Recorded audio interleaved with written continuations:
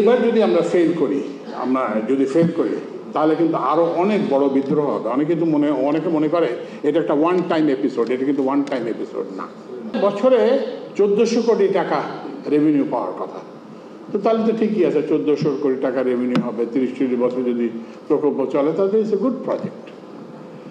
তো আমি ওদেরকে জিজ্ঞেস করলাম যে এখন তো 6 মাস হয়েছে, তোমরা কত টাকা রেভিনিউ পাইছো এই রেল লাইন থেকে? বলে 37 কোটি টাকা। তো বছরে 6 মাস 37 থেকে 2 দিয়ে পূরণ করলে কিংবা ধরেন 100 কোটি টাকা। তো সেখানে প্রকল্পকে জাস্টিফাই করা হয়েছে যে 1400 কোটি টাকার ভিত্তিতে।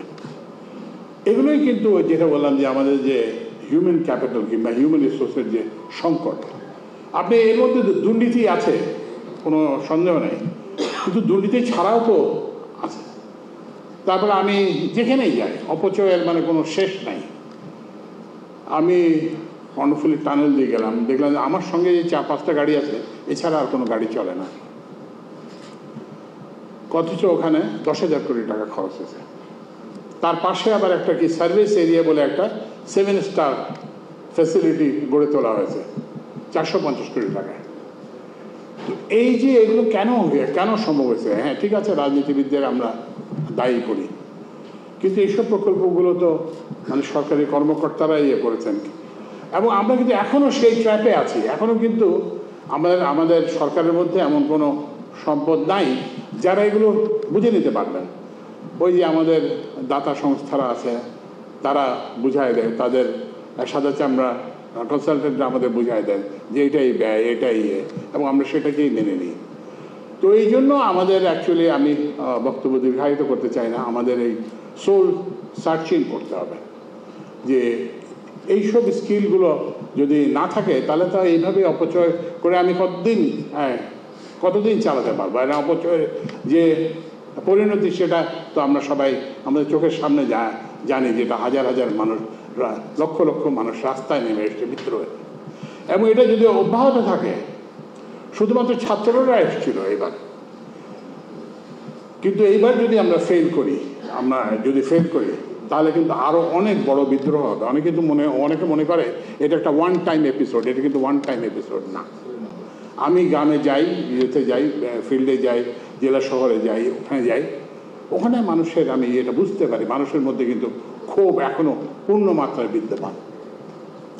ছাত্ররা এসে যদি আমাদের এই অবস্থা হয়, যদি আর কালকে কৃষক মাঠে নামে, যদি কালকে শ্রমিক মাঠে নামে, আমি আপনি কোথায় দাঁড়াবো?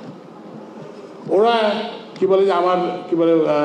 সেতু ভবন পুড়িয়ে দিয়েছে মিরপুরে, মিরপুর এবং কাজীপাড়া মেট্রো রেল স্টেশন পুড়িয়ে দিয়েছে।